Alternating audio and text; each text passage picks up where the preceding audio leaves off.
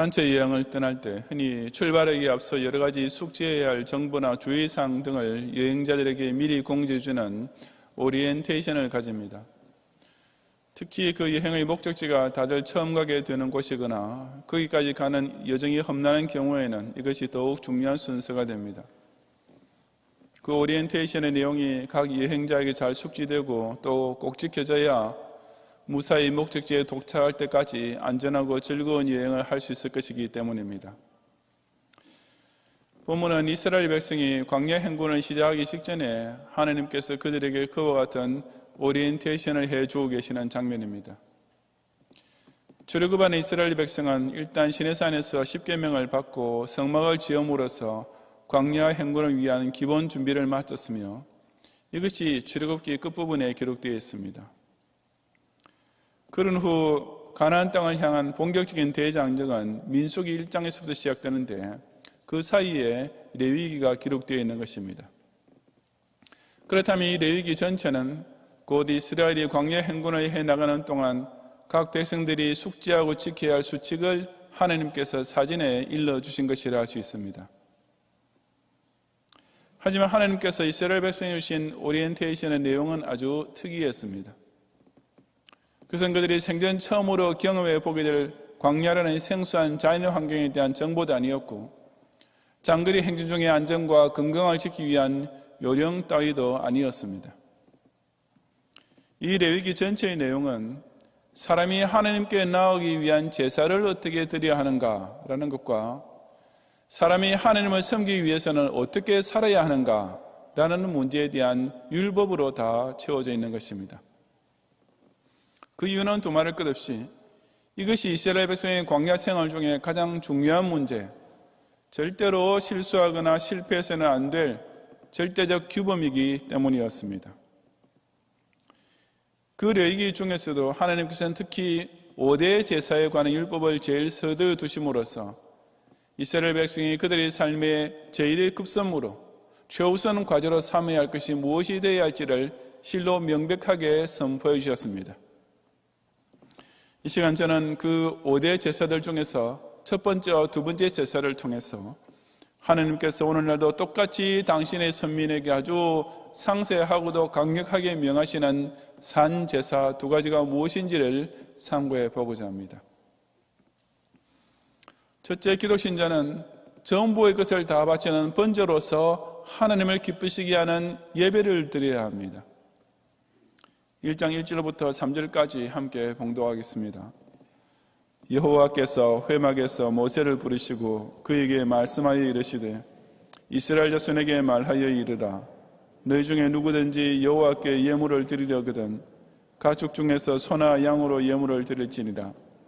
그 예물이 소의 번제이면 흠없는 수컷으로 회막문에서 여호와 앞에 기쁘게 받으시도록 드릴지니라. 아멘. 회막은 성막을 가리키는 것으로서 하나님 임재의 상징이며 앞으로 이스라엘 백성이 하나님께 나와 제사 드릴 장소로 지정된 곳이었습니다.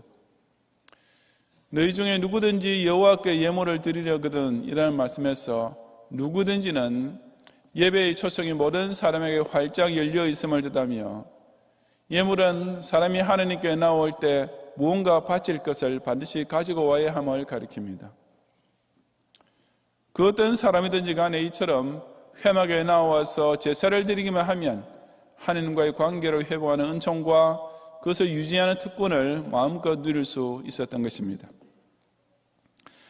그런 제사들 중에서 제일 먼저 명령하신 것이 3절에 나오는 번제인데 이것은 짐승의 제물을 문자 그대로 완전히 태워서 바치는 제사였습니다. 번제라는 히브리어 단어 자체가 하늘로 오르다라는 뜻의 동사에서 파생한 것으로서 지그하면 타오르는 것이라는 말입니다. 그래서 희생제물을 태울 때 그 연기가 하늘로 올라가는 것처럼 그 제사의 모든 것이 하나님께 완전히 상달됨을 의미하는 것이었습니다. 화제라는 말은 거제, 요제, 전제와 더불어 제사 드리는 방법을 가리키는 말이며 번제, 소제, 화목제, 속죄제, 속건제는 그와는 달리 제사의 종류를 구분하는 명칭입니다. 물론 번제는 9절에서 제단 위에서 불살라 라고 말씀하는 것처럼 불태워 바치는 것이므로 자연히 항상 화제의 방법으로만 드려지는 제사입니다. 이런 번제를 여호와 앞에 기쁘게 받으시도록 드리라고 했는데, 이 말은 여호와께서 만족하시도록, 여호와께서 인정하시도록 드려야 한다는 뜻입니다. 그렇게 되려면 무엇보다도 이 번제는 9절에 나온 대로 그 전부를 하나도 남김없이 다 바치는 것이 가장 중요했습니다. 6절 이하에 자세히 설명하고 있는 대로 번제에 쓸 짐승은 가죽을 벗기고 난 후 나머지 모든 것은 다 각을 뜨고 그 머리와 기름과 심지어 내장까지 바치게 되어 있었던 것입니다. 그리고 4절에 보면 그 희생 제물을 잡기 전에 먼저 그 제물을 바치는 본인이 번제물이 머리에 안수할지니 그를 위하여 기쁘게 받으심이 되어 그를 위하여 속죄가 될 것이라고 했는데, 이것은 곧 자기 몸을 바치는 대신 그 짐승을 바치는 것을 상징하는 행위였습니다. 그렇게 함으로써 그 번제는 그 제물을 드리는 사람 자신의 모든 것을 하나님께 바치는 온전한 헌신의 제사가 되었던 것입니다. 이런 소위 번제가 9절까지 기록되어 있고, 계속해서 10절부터 13절까지에는 양이나 염소의 번제가, 그리고 14절부터 17절까지는 산비둘기나 집비둘기 새끼로 드리는 새의 번제가 나와 있습니다. 양이나 염소는 소를 바칠 능력이 없는 자를 위한 것이고, 새는 양을 바칠 능력도 없는 가장 가난한 사람이 드리는 번제물이었습니다. 그러므로 재력의 고하에 관계없이 정말 누구든지 자원하기만 하면 번제를 드릴 수 있었던 것입니다. 또한 가난한 사람이 드리는 새의 번제라고 해서 조금이라도 소홀히 다뤄진 것은 결코 아니었습니다. 사실 소나 양으로 드리는 번제의 경우에 가죽을 벗기고 각을 뜨고 내장과 정강이를 물로 씻는 일은 제사장이 아니라 제물을 바치는 본인이 직접 수행하게 되어 있었습니다. 하지만 오히려 이 새의 번제의 경우만은 모든 과정을 처음부터 끝까지 제사장이 직접 다 처리하도록 되어 있었던 것입니다. 그리고 보면 9절과 13절 그리고 17절에 보면 그 세 종류의 번제 중 그 어떤 것이 드려져도 그때 가서는 다 똑같이 여호와께 향기로운 냄새가 될 것이라고 했습니다. 번제물이 화제로 바칠 때 그 제물이 타는 냄새가 하나님께 향기롭게 상달된다는 것은 그것이 하나님께서 기쁘시게 받으신 온전한 제사가 되었음을 의미합니다. 하나님께서 제사를 받으시는 여부는 결코 제물이 많고 적음이 있지 아니하고 그것이 온전히 바쳐졌느냐 아니냐에만 달려있음을 여기서도 분명히 보여주고 있는 것입니다. 이처럼 하나님께서 이스라엘 백성에게 제일 첫 번째로 명하신 제사는 하나님께 완전히 다 바쳐서 하나님을 기쁘시게 하는 번제, 다시 말해서 전부를 위로 올려드리는 예배였습니다. 하지만 오늘날 많은 현대 교인들은 이 방향을 거꾸로만 생각하고 있습니다. 무슨 병 고침의 은사를 받아야 하고 물질의 복을 약속받아야 하고 인생 문제가 해결되는 기적을 받는 등 무언가를 위로부터 내려받아야 은혜로운 예배가 되는 줄로 여기기 일쑤입니다. 즉 하나님 앞에 예배드릴 때 꼭 지켜야 할 가장 기본적인 마음 자세 자체가 완전히 반대 방향으로 되어 있는 것입니다. 그렇다면 하나님께서는 우리에게 아무것도 내려주시지는 않고 그저 올려받기만 원하셔서 이런 제사를 명하신 것이겠습니까? 적어도 이런 번제를 명령받은 이스라엘 백성으로서는 결코 그렇게 생각할 수 없었을 것입니다. 왜냐하면 그들은 이미 출애굽이라는 엄청난 구원을 하나님께로부터 받았을 뿐 아니라 가나안 땅이라는 소망의 약속까지 이미 받고 있었기 때문입니다. 그 두 가지만 생각하더라도 이스라엘 백성으로서 이런 번제 정도로 헌신한다는 것을 뭐 그리 대단한 일이라고까지 할 수는 결코 없었을 것입니다. 관계 생활이 좀 불편하고 부족하고 힘들고 어렵다는 사실은 그들이 예배 생활에 불충해도 될 만한 아무런 이유도 변명도 될 수 없었던 것이 분명합니다. 그렇다면 오늘날 예수 십자가를 통하여 장망성으로부터 이미 구원을 받았고 또한 저 천당에서 영생이 일어나는 최고 최대의 복 역시 이미 보장받은 저와 여러분이야 오죽하겠습니까? 이 출애굽의 은혜에 자신의 인격이 진심으로 감동되어 있다면 우리의 예배는 처음부터 끝까지 감사가 계속 위로만 올라갈 수밖에 없지 않겠습니까? 이 영원한 가나안의 소망이 각자의 심령 속에 정말 확신되고 있다면 우리의 예배 시간은 그 순서 하나하나마다 그저 기쁨이 하늘 보좌를 향해 솟아오를 수밖에 없지 않겠습니까? 정말이지 이처럼 이미 받은 은혜와 복을 깨닫는 성도라면 교역자나 일반 성도나 부자나 빈자나 높은 사람이나 낮은 사람이나 할 것 없이 누구든지 자신의 것 모두를 바치는 온전한 번제를 드려야 마땅합니다. 우리가 어떻게 하나님을 감히 값싸게 모실 수 있겠습니까?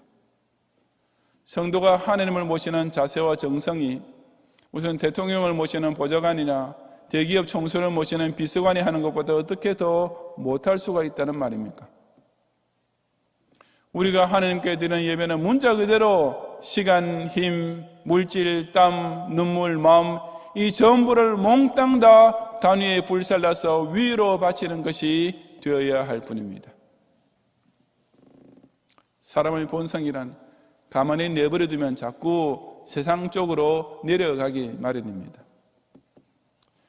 예배는 그런 우리 모두의 하향적인 본성을 상향적으로 바꾸어주는 유일한 시간이요 장소입니다. 너희 몸을 하나님이 기뻐하시는 거룩한 산 제물로 드리라. 이는 너희가 드릴 영적 예배니라 하는 말씀대로 전부를 다 태워서 위로 바치는 번제의 예배를 통해 자신의 마음을 하나님 쪽으로, 자신의 감사를 위쪽으로, 자신의 물질을 하늘 창고로, 자신의 서원을 그 보좌 쪽으로 계속 올려드림으로써 살으신 하나님과 직접 교제하는 이 놀라운 은혜를 풍성히 누리는 성도들이 되시기를 바랍니다. 둘째, 기독신자는 최고의 것을 먼저 바치는 소재로서 교회를 섬기는 충성을 다해야 합니다. 2장 1절 이하 3절까지 함께 봉독하겠습니다. 누구든지 소재의 예물을 여호와께 드리려거든 고운 가루로 예물을 삼아 그 위에 기름을 붓고 또 그 위에 유향을 놓아 아론의 자손 제사장들에게로 가져갈 것이요 제사장은 그 고운 가루 한 움큼과 기름과 그 모든 유향을 가져다가 기념물로 제단 위에서 불사를 지니 이는 화제라 여호와께 향기로운 냄새니라. 그 소제물이 남은 것은 아론과 그의 자손에게 드릴지니 이는 여호와의 화제물 중에 지극히 거룩한 것이니라. 아멘.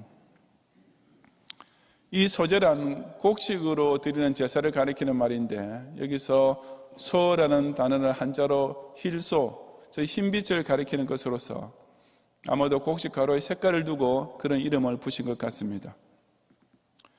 소제를 드리는 방법도 본정이 여러 가지로 나타나는데 우선 본문 1절부터 3절에 기록된 대로 고운 가루를 그대로 드리는 것이 있고 또한 4절에 보면 화덕에 구운 것으로 드리는 소제 5절의 철판에 붙인 것, 즉 오늘날로 말하자면 프라이팬에 지진 것으로 드리는 소제가 있었으며 또한 7절의 냄비의 것, 즉 솥에 삶아서 드리는 것과 14절에 나오는 대로 첫 이삭을 볶아 지은 것으로 드리는 소제 등 아주 다양했습니다.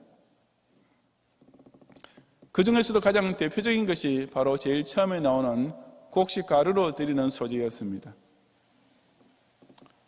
아까 번제에서는 전부가 강조되었는데 여기 소제에서 나타나는 뚜렷한 특징은 최고급입니다. 우선 고운 가루라는 말부터가 곡식 가루 중에서도 최상품을 강조합니다. 그리고 소제에 함께 드리는 기름은 바로 감람유인데 이것 역시 풍성과 부요를 상징하는 고급품이었습니다.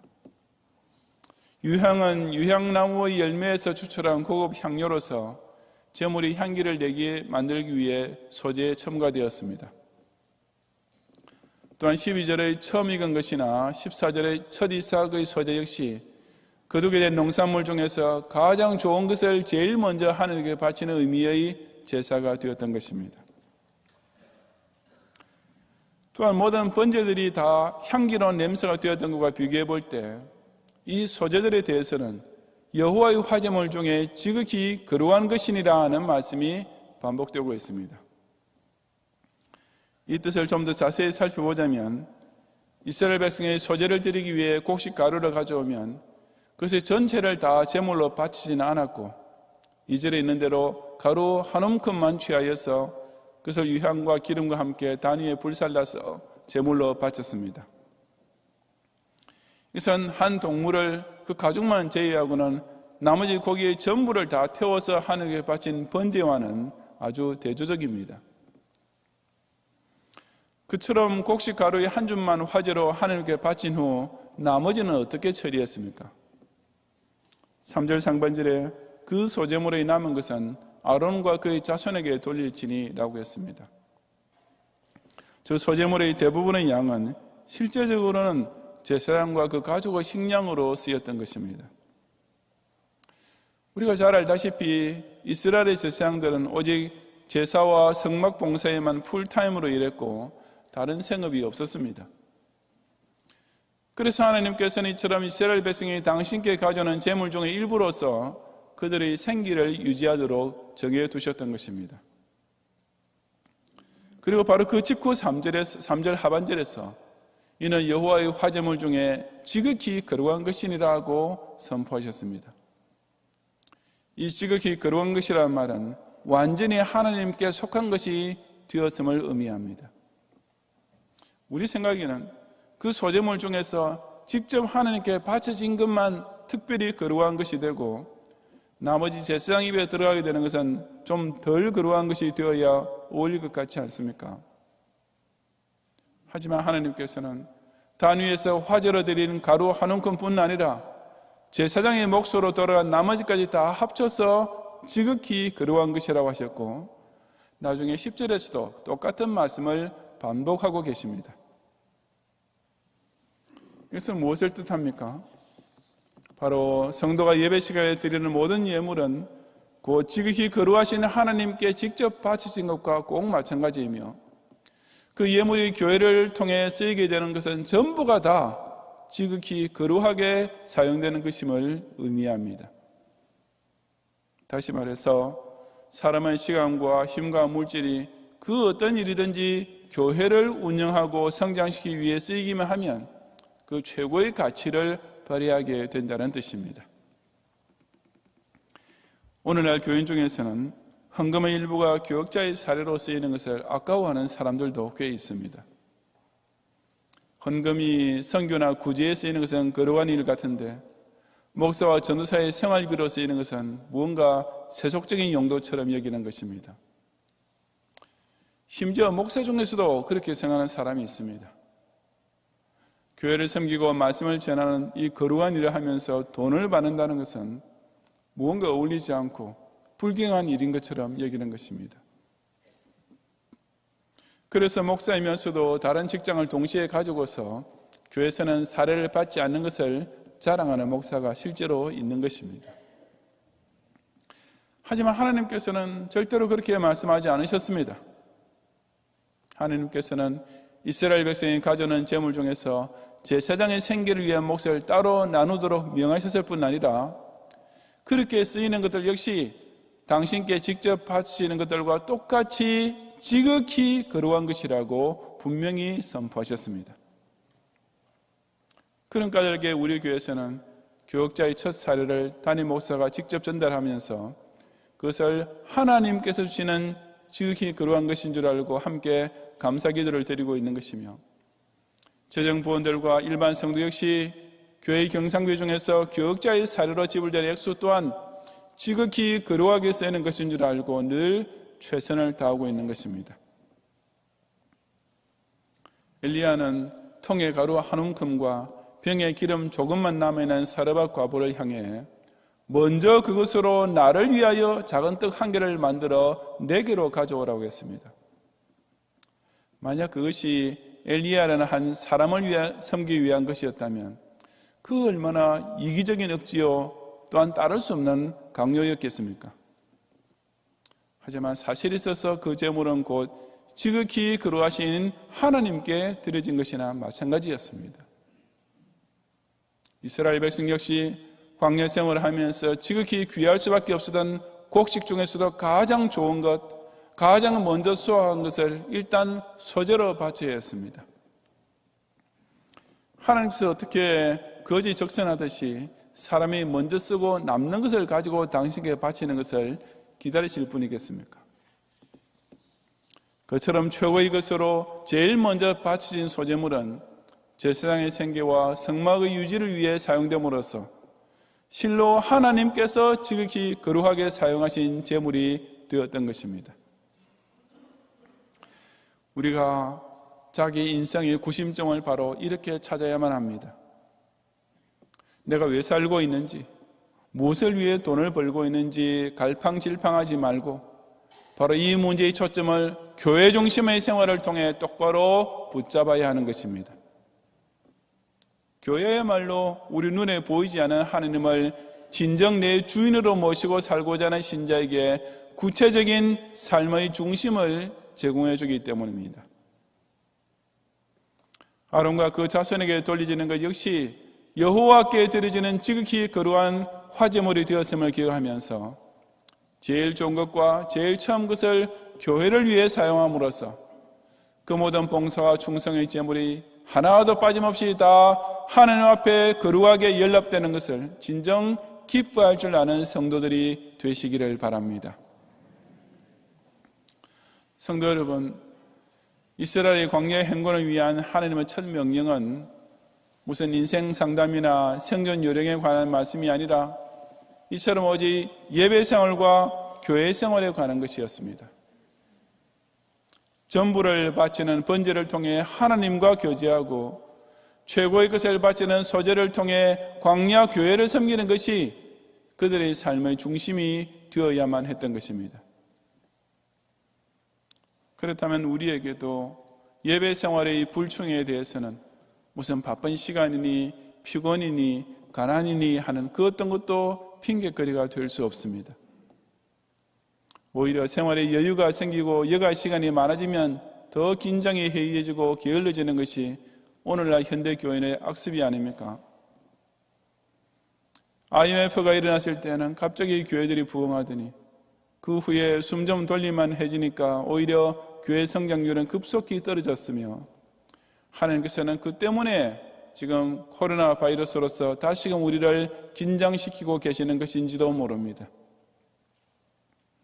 그러니 우리는 이런 때일수록 더욱 영적으로 정신을 바짝 차리고 모이기를 피하는 악한 시대의 조류를 거슬러 가야만 합니다. 각 성도는 코로나 바이러스를 핑계로 하여 교회를 멀리하려는 시험을 반드시 물리쳐야 하며 교역자들은 이 병마의 재앙을 악용하여 교인들을 실족시키라는 마귀와의 싸움에서 꼭 이겨야만 합니다. 교회 중심의 신앙생활이 약해지면 기독교 신앙 자체가 순식간에 완전히 와해되고 마는 것은 과거 유럽의 교회가 명백히 보여준 전철이 아닙니까? 바른 예배는 오로지 예배자의 마음이 하나님 쪽으로 열려서 그 하나님께서 받으시기에 합당한 제사가 되어야만 합니다. 그런데도 위쪽으로 올라가는 향기나 하나님께서 거룩하게 쓰시는 제물은 전혀 없이 그저 다고 가는 거머리 인생들의 입에 떡 한 조각 물려주는 것을 예배라고 모이고 있으니 그래서 마치 잔치집에 들어와서도 주인에게는 인사조차 하지 않고 손님 저희들끼리 놀고 먹는 염치 없는 주객전도가 아니고 무엇이겠습니까? 또한 기독교인이라 하면서도 사실은 죄사함의 확신이 없고 천당 구원이 안 믿어지는 사람들만 모인 교회에서는 맨날 어떻게 해야 교인들이 좋아할까라고 그저 사람에게 주는 것만 신경 쓰게 될 수밖에 없습니다. 이미 하나님께서 부으시는 엄청난 은혜와 복에 대한 감격이 전혀 없으니 자신의 최고의 것, 전부의 것까지 기꺼이 바쳐 교회를 봉사하는 즐거운 마음까지 부담이란 말로 도배해버리고 그저 주일 예배 때만 잠시 얼굴 한번 내밀고 돌아가는 출석 교원들만 양산되고 있는 것입니다.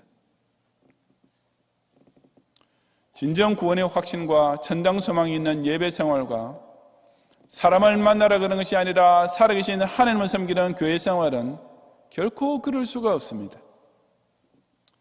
지극히 높고 위대하신 하나님을 기쁘시게 할 수 있다는 이 특권을 생각하면 전부를 바치는 번제, 내 시간의 전부, 힘의 전부, 물질의 전부, 마음의 전부를 다 바치는 제사가 당연히 드려지게 됩니다.